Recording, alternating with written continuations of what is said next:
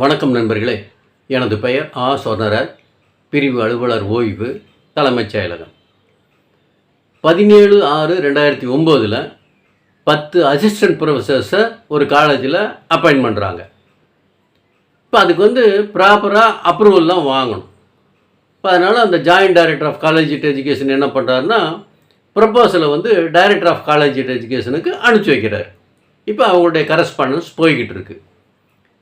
இதுக்கிடையில் அந்த 10 அசிஸ்டன்ட் ப்ரொஃபஸர்ஸும் அவங்களுக்கு அப்பாயின்மெண்ட் ஆர்டர் ரிசீவ் பண்ணணும். அப்புறம் எந்த தேதியில் அப்பாயின்மெண்ட் பண்ணாங்களோ அந்த தேதியிலேருந்து சம்பளம் கொடுக்கணும்னு சொல்லி மதுரை உயர்நீதிமன்ற கிளையில் ரிட்டை ஃபைல் பண்ணுறாங்க. இப்போ அதில் கோர்ட்டு டைரக்ஷன் கொடுக்குறாங்க. இவங்களை எந்த தேதியிலேருந்து வேலைக்கு எடுத்துக்கிட்டிங்களோ அந்த தேதியிலேருந்து அப்பாயின்மெண்ட் ஆர்டர் கொடுத்து அந்த தேதியிலேருந்தே சம்பளத்தை கொடுக்கணும்னு ஒரு டைரக்ஷன் கொடுத்து அந்த ரிட் பெட்டிஷனை க்ளோஸ் பண்ணுறாங்க. இப்போ இதெல்லாம் பரிசீலனையில் இருக்குது. இப்போ இந்த கரஸ்பாண்டன்ஸ் எல்லாம் போயிட்டு வந்ததுக்கப்புறம் 11/3/2020 கிட்டத்தட்ட 11 வருஷம் கழித்து தான் அவங்களுக்கு அப்பாயின்மெண்ட் ஆர்டரை கொடுக்குறாங்க. 11/3/2020 அந்த அப்பாயின்மெண்ட் கொடுத்த தேதிக்கு அடுத்த நாள் 12/3/2020 அவங்களுக்கு கொடுத்த அப்பாயின்மெண்ட் ஆர்டரை கேன்சல் பண்ணி டைரக்டர் ஆஃப் காலேஜ் எஜுகேஷன் ஒரு ஆர்டர் இஷ்யூ பண்ணுறாரு. இப்போ அவங்களுடைய அப்பாயின்மெண்ட் எல்லாம் ரத்தாயிடுச்சு. பாதிக்கப்பட்ட அந்த 10 அசிஸ்டன்ட் ப்ரொஃபஸர்ஸும் மறுபடியும் ஹைகோர்ட்டுக்கு ஓடுறாங்க. அங்கே ரிட்டை ஃபைல் பண்ணுறாங்க. 2009 அப்பாயின்மெண்ட்டு பண்ணாங்க. பட் அதுக்கான ஆர்டர் 2020 தான் கொடுத்தாங்க. அதுக்கப்புறம் அதுக்கு அடுத்த நாள் அது கேன்சல் பண்ணிட்டாங்க. இதெல்லாம் சரியானதாக தோணலை, எங்களுக்கு சரியான நிவாரணம் கொடுங்கன்னு ரிட்டை ஃபைல் பண்ணுறாங்க. அதில் கேஸ் நடந்துக்கிட்டு இருக்கும்போது இந்த டைரக்டர் ஆஃப் காலேஜ் எஜுகேஷன் ஒரு ஸ்டேட்மெண்ட்டை பதிவு பண்ணுறாரு. இந்த மாதிரி அவங்களுடைய அப்பாயின்மெண்ட் ஆர்டரை ரத்து பண்ண அந்த ஆர்டரை நான் வித்ட்ரா பண்ணிக்கிறேன் அப்படின்னு சொல்லி ஒரு ஆர்டர் இஷ்யூ பண்ணிவிட்டு அதை கோர்ட்டில் இன்ஃபார்ம் பண்ணுறாரு. கோர்ட்டு அதை ரெக்கார்ட் பண்ணிக்கிட்டு அப்போ அவங்களுக்கு மறுபடியும் நீங்கள் அப்பாயின்மெண்ட்டு கொடுத்துருங்க. 2009 அவங்க வேலை பார்த்துருக்குறாங்க. 2009 அவங்களுக்கு வழங்கப்பட வேண்டிய சம்பளத்தையெல்லாம் கொடுக்கணும்னு கோர்ட்டு ஒரு ஆர்டர் இஷ்யூ பண்ணிடுது. ஆனால் அவங்களுக்கு 2022 ஜூலையிலிருந்து தான் அவங்களுக்கான சம்பளமே டிபார்ட்மெண்ட்டு கொடுக்குது. இவங்க இடையில் அந்த ஜட்ஜ்மெண்ட்டை கோட் பண்ணி பல ரெப்ரசன்டேஷன் கொடுத்து பார்த்துட்டாங்க. டிபார்ட்மெண்ட்டில் எந்த விதமான ரெஸ்பான்ஸுமே இல்லை. 2022 ஜூலையிலிருந்து தான் இவங்களுக்கு ரெகுலர் மாத சம்பளமே கொடுக்க ஆரம்பித்தாங்க. 2009 2022 ஜூன் வரைக்கும் இருக்கக்கூடிய அந்த சம்பளம் இவங்களுக்கு கொடுக்கலை. இப்போ மறுபடியும் என்ன பண்ணுறாங்க, அந்த 10 அசிஸ்டன்ட் ப்ரொஃபஸர்ஸுமே 10 ரிட் பெட்டிஷனை ஹைகோர்ட்டில் ஃபைல் பண்ணுறாங்க. மதுரை பெஞ்சில் ஃபைல் பண்ணியாச்சு. இப்போ அதை பார்த்துட்டு அந்த ரிட் பெட்டிஷன்லேயும் டிபார்ட்மெண்ட்டுக்கு டைரக்ஷன் கொடுக்குறாங்க. 2009 அவங்கள அப்பாயின்ட் பண்ணிட்டீங்க, அந்த தேதியிலிருந்து அவங்க வேலை பார்த்துட்டாங்க, அதுக்கான சம்பளத்தை நீங்கள் அந்த தேதியிலிருந்து தான் கொடுக்கணும் அப்படின்னு சொல்லி கோர்ட்டு ஒரு டைரக்ஷன் கொடுத்துருச்சு.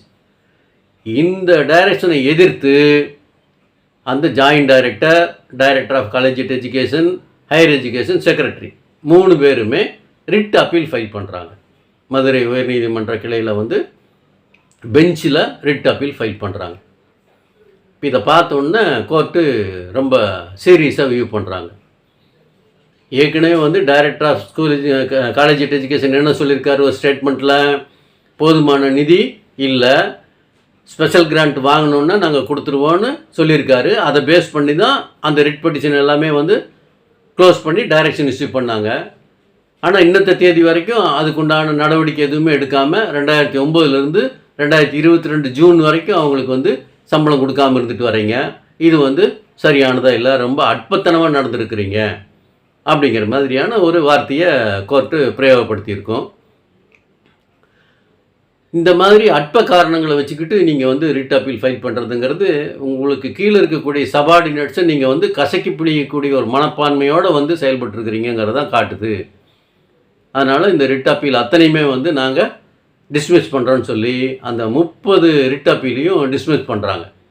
இப்போ அதோடு அந்த கோர்ட் நிற்கலை. அதுக்கப்புறம் அதுக்கு மேலே போயிட்டு ஒவ்வொரு அந்த ரிட் அப்பலண்ட்ஸ், அது higher education secretary, college education director, joint director of college education, இவங்க 3 பேர்த்துக்குமே ஒவ்வொரு கேஸுக்கும் 50,000 ரூபா ஃபைன். அந்த 50,000 ரூபா ஃபைனில் 25,000 ரூபா வந்து அந்த ஒவ்வொரு மனுதாரருக்கும் கொடுக்கணும். அது அந்த அசிஸ்டன்ட் ப்ரொஃபஸர் ஒவ்வொருத்தருக்கும் 25,000 ரூபா கொடுக்கணும். மீதி 25,000 ரூபா அடையாறில் இருக்கக்கூடிய கேன்சர் கேர் அப்படின்னு ஒரு ட்ரஸ்ட் இருக்குது. கேன்சர் ட்ரீட்மெண்ட்டுக்கான ஒரு ட்ரஸ்ட்டு, அவங்களுக்கு 25,000 ரூபாயை கொடுக்கணும். இந்த மாதிரி 10 கேஸுக்குமே நீங்கள் வந்து 25,000 பிரித்து கொடுக்க வேண்டியிருக்கு அப்படின்னு ஒரு கடுமையான உத்தரவு வந்து இப்போ லேட்டஸ்ட்டாக 13/8/2024 மதுரை உயர்நீதிமன்ற கிளையின் பெஞ்ச் வந்து ஒரு ஆர்டர் போட்டிருக்கிறாங்க. இப்போ இதிலிருந்து நம்ம என்ன பார்க்கணும் அப்படின்னு சொன்னால், ஒரு கோர்ட்டில் ஒரு கேஸ் வருது, டிபார்ட்மெண்ட்டுக்கு எதிராக ரிட்டை ஃபைல் பண்ணுறாங்க அப்படின்னு சொன்னால், அதில் என்ன மாதிரியான தகவல்களை சொல்லி ஒரு பொலைட்டாக நம்மளுடைய பதிலை அதில் பதிவு பண்ணணும். ஒன்று.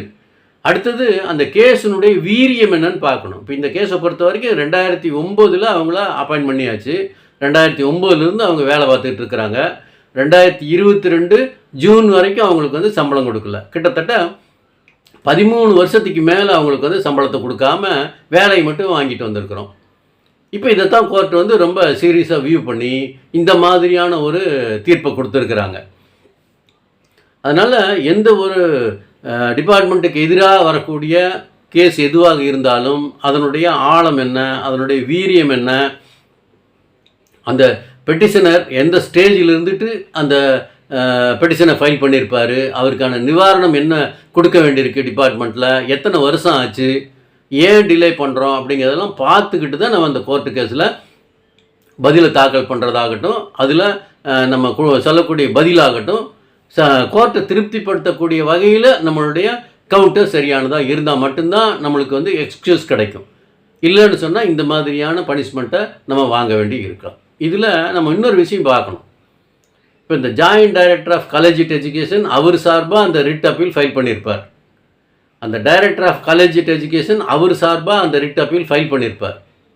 ஆனால் செக்ரட்டேரியட்டை பொறுத்த வரைக்கும் ஹையர் எஜுகேஷன் செக்ரட்டரி சார்பாக அந்த டிபார்ட்மெண்ட்டில் இருக்கிற செகண்ட் லெவல் ஆஃபீஸர் தான் அந்த ரிட் அப்பீலை ஃபைல் பண்ணியிருப்பாங்க. இருந்தாலும் வந்து செக்ரட்டரியுடைய அப்ரூவல் வாங்கிட்டு தான் பண்ணியிருப்பார். ஆனால் இப்போ யாருக்கிட்ட அந்த ஃபைனை வசூல் பண்ணுறது அப்படிங்கிறது ஒரு கொஷினாக இருக்கும். அதனால் கோர்ட்டு கேஸ் அப்படின்னு வரும்போது ஈச் அண்ட் எவரி லைன் நம்ம வந்து அதில் தெளிவாக இருந்தால் மட்டும்தான் நம்ம வந்து நம்மளை டிஃபெண்ட் பண்ணிக்க முடியும். இதை தெரிஞ்சுக்கணுங்கிறதுக்காக தான் இந்த வீடியோ. சரிங்களா? நன்றி, வணக்கம்.